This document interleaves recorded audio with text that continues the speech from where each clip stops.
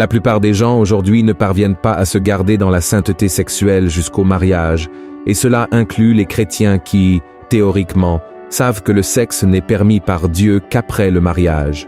Mais pourquoi cela se produit-il? Pourquoi y a-t-il tant de gens avec des problèmes dans ce domaine? Et pourquoi beaucoup ne peuvent-ils pas s'arrêter de tromper, même en disant qu'ils aiment leur conjoint? Dans la vidéo d'aujourd'hui, je vais montrer que le problème ne réside pas seulement dans la question physique, mais principalement dans la question spirituelle. Vous allez découvrir ce qui se passe dans le monde spirituel lorsque vous vous couchez avec quelqu'un. Mais avant de commencer, je veux vous demander de vous abonner à ma chaîne. Il suffit de cliquer sur le bouton en dessous de cette vidéo et de vous inscrire. À côté, une cloche apparaîtra. Il est très important que vous activiez cette cloche pour recevoir toutes les notifications chaque fois que je posterai une nouvelle vidéo, d'accord? Je veux vous aider dans votre marche avec Dieu tous les jours. Alors, venez participer à la chaîne. Et pour commencer, ce message, je vais lire ce qui est écrit dans Première Épître aux Corinthiens, chapitre 6. Voyons ce que l'apôtre Paul a écrit. Fuyez l'impudicité. Quelque autre péché qu'un homme commette, ce péché est hors du corps. Mais celui qui se livre à l'impudicité pêche contre son propre corps. Ne savez-vous pas que votre corps est le temple du Saint-Esprit qui est en vous, que vous avez reçu de Dieu, et que vous ne vous appartenez point à vous-même? Car vous avez été rachetés à un grand prix. Glorifiez donc Dieu dans votre corps et dans votre esprit, qui appartiennent à Dieu. Regardez cela, mes frères. Il n'y a pas peu de chrétiens qui sont sous l'oppression du diable et emprisonnés dans une vie sexuellement promiscue. Il se trouve que la Bible est très claire sur la manière dont Dieu attend que ses enfants vivent. Dans la première épître aux Thessaloniciens, chapitre 4, il est écrit ceci. C'est que chacun de vous sache posséder son corps dans la sainteté et l'honnêteté, sans vous livrer à une convoitise passionnée, comme font les païens qui ne connaissent pas Dieu. Le grand problème est que nous vivons dans une société qui défend les relations sexuelles avant le mariage, comme quelque chose de normal, disant qu'il n'y a rien de mal à avoir plusieurs partenaires sexuels avant de s'engager dans le mariage. Et ceux qui pensent différemment sont appelés vieux jeux ou ringards. Mais voyons ce que la Bible dit à propos de ceux qui normalisent le sexe avant le mariage. Ce sont des gens qui murmurent, qui se plaignent de leur sort, qui marchent selon leur convoitise, qui ont à la bouche des paroles hautaines, qui admirent les personnes par motif d'intérêt. Mais vous, bien-aimés, souvenez-vous des choses annoncées d'avance par les apôtres de notre Seigneur Jésus-Christ. Ils vous disaient qu'au dernier temps, il y aurait des moqueurs, marchant selon leurs convoitises impies. Ce sont ceux qui provoquent des divisions, hommes sensuels n'ayant pas l'esprit.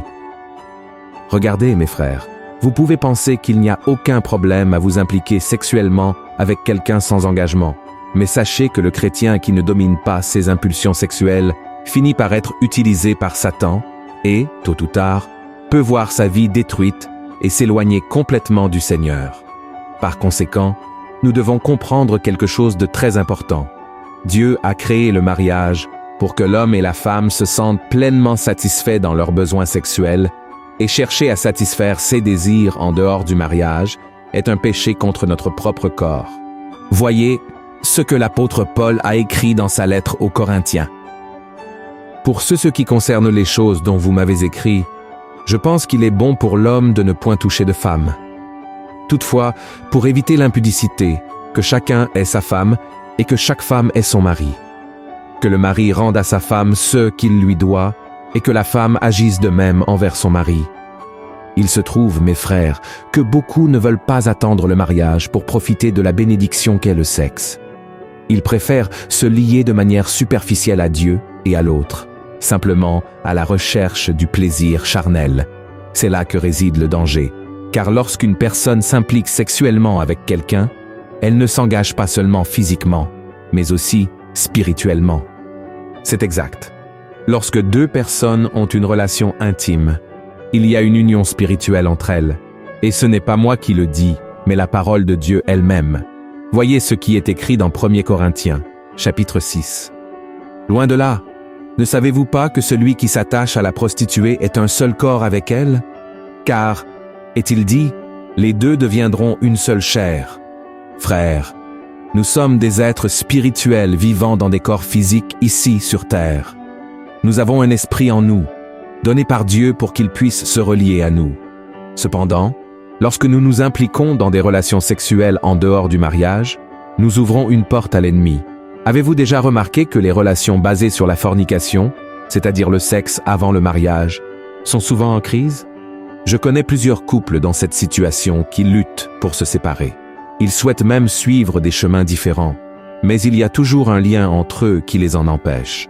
Ces personnes sont connectées spirituellement, et lorsque la relation se termine, la douleur est encore plus grande.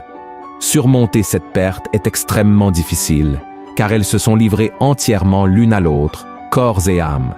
Rappelez-vous du verset que je viens de citer.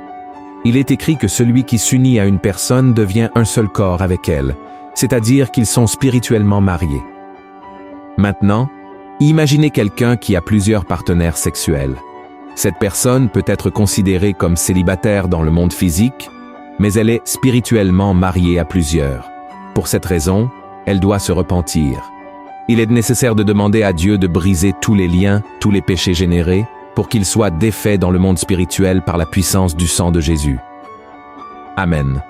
Frères, il y a des personnes qui passent des années sans aucune communication avec leurs ex-partenaires sexuels, mais dès qu'elles reçoivent un message ou voient une photo récente d'eux, elles sont émotionnellement bouleversées. Et cela est plus courant que nous l'imaginons. Cela se produit parce que lorsque deux personnes deviennent une seule chair, le temps ne peut défaire cette union. Cela explique aussi pourquoi de nombreux mariages traversent des tribulations. Actuellement, la bataille spirituelle est intense dans les relations, au point que les conjoints ne peuvent pas trouver le bonheur, car ils sont encore liés à leurs anciens partenaires sexuels. Par conséquent, nous voyons des personnes mariées en quête de satisfaction sexuelle en dehors du mariage. Ceux qui commettent cette erreur ouvrent des brèches pour que les esprits maléfiques les maintiennent enfermés dans une vie de péché. S'ils ne se repentent pas, ils risquent de détruire leur famille, en mettant fin à la joie, à la complicité et à l'amour qui existaient dans le foyer. Il est important d'agir avant que cela ne se produise. Ainsi, nous devons prendre le péché au sérieux. Nous savons que nous sommes tous pécheurs et faillibles, mais nous devons craindre Dieu, car c'est lui qui nous libère des liens de l'ennemi. Il nous fait réfléchir avant de commettre un péché. Avez-vous déjà vu quelqu'un entrer dans une relation et soudainement, sa personnalité et son comportement changer radicalement? Cela peut arriver lorsque quelqu'un ouvre des portes à l'ennemi pour agir dans sa vie. Il peut être impliqué dans quelque chose de mal, cachant un péché. Une fois, j'ai entendu le témoignage d'un homme qui a admis avoir trompé sa femme avec une collègue de travail. Cette semaine-là, il a été dominé par une profonde dépression. Il se sentait terriblement mal, incapable même de sortir du lit. Il a perdu plusieurs jours de travail, inventant toujours des excuses et mentant. Après de nombreuses luttes et un grand sentiment de culpabilité, il a décidé de s'ouvrir à Dieu et de demander pardon. Sa femme ne soupçonnait rien, mais après un certain temps, il a recommencé à la tromper. Une nuée sombre a de nouveau plané sur sa vie spirituelle et il est retombé dans la dépression. Cependant, cette fois, les conséquences ont été encore pires. Sa femme a découvert les multiples trahisons et a décidé de quitter la maison en emmenant ses jeunes enfants. Cet homme, qui était auparavant prospère et avait une vie considérée comme parfaite, a vu tout s'effondrer. Il a perdu son emploi, sombré dans la dépression et n'a pu se rétablir que des années plus tard, lorsqu'il a rencontré une jeune femme qui l'a présentée à Christ. Grâce à Dieu, ils se sont mariés quelque temps après. Aujourd'hui, il a une belle famille et m'a dit qu'il n'a jamais refait ce péché. Cependant, je ne dis pas que tous les CA similaires sont causés par l'infidélité. Certaines personnes changent de comportement à cause des luttes qu'elles affrontent et ont besoin d'aide, tandis que d'autres s'éloignent de Dieu, bien que cela n'implique pas nécessairement la sphère sexuelle. Par conséquent, il est essentiel d'avoir un discernement spirituel et de chercher l'aide du Seigneur pour comprendre ce qui se passe avec notre conjoint. J'ai décidé de partager ce témoignage pour vous montrer que mettre une autre personne dans votre vie, céder au péché de fornication ou d'adultère peut coûter très cher. Ce ne sont que quelques minutes de plaisir qui peuvent apporter des années de douleur et de désespoir. Alors, la question se pose, est-ce vraiment que cela en vaut la peine? Je suis sûr que non. La meilleure chose que vous pouvez faire est de vous ouvrir à une personne de confiance, un homme partageant ses moments de douleur, de difficulté et de faiblesse avec un autre homme, et une femme s'ouvrant à une autre femme. Nous devons être prudents et ne jamais cesser de veiller et de prier. Amen, frères. La Bible nous enseigne que notre corps ne nous appartient pas. Donc, quand vous vous tenez devant le miroir, remerciez le Seigneur et louez Dieu pour vous avoir donné un corps. Demandez-lui de vous aider à en prendre soin avec sainteté, en le valorisant et en veillant sur lui. Amen. Christ a payé un prix élevé pour nos vies, et nous ne devons pas devenir esclaves du péché ou des normes imposées par la société qui vont à l'encontre de la parole de Dieu. Notre corps a un but bien plus grand que nous pouvons l'imaginer, car il est le temple du Saint-Esprit. Cependant, si nous vivons dans le péché, nous nous éloignons du Seigneur, car sa sainteté ne peut se mélanger avec ce qui est impur. Par conséquent, il faut décider de quel côté nous voulons être. Amen. Voyez ce que Jésus a dit. Nul ne peut servir 2 maîtres, car ou il haïra l'un et aimera l'autre, ou il s'attachera à l'un et méprisera l'autre. Vous ne pouvez servir Dieu et Mammon. Alors, frères, comment pouvons-nous vaincre le péché de la fornication et de l'adultère? Je veux que vous sachiez que je n'apporte pas cette parole pour vous condamner ou vous faire sentir la personne la plus sale de toutes. Ce message est un appel de Dieu pour vous réveiller, vous repentir de vos péchés et revenir à vivre uniquement pour Christ, en consacrant vos corps, esprit et âme à lui. Amen. Peu importe avec combien de personnes vous avez été spirituellement liés à cause du sexe, tant que vous reconnaissez vos péchés, croyez au pardon de Jésus et cherchez à changer de vie. Il est prêt à tendre la main sur vous, à vous remplir du Saint-Esprit et à renouveler votre foi jour après jour. Amen. Et pour terminer, je veux vous laisser un dernier mot, un passage de la Bible que j'aime beaucoup. Donc, écoutez comme si c'était Dieu qui vous parlait. Il est écrit ainsi: « Si mon peuple sur qui est invoqué mon nom s'humilie, prie et cherche ma face, et s'il se détourne de ses mauvaises voies, je l'exaucerai des cieux, je lui pardonnerai son péché, et je guérirai son pays. Mes yeux seront ouverts désormais, et mes oreilles seront attentives à la prière faite en ce lieu. Maintenant, je choisis et je sanctifie cette maison, pour que mon nom y réside à jamais, et j'aurai toujours là mes yeux et mon cœur.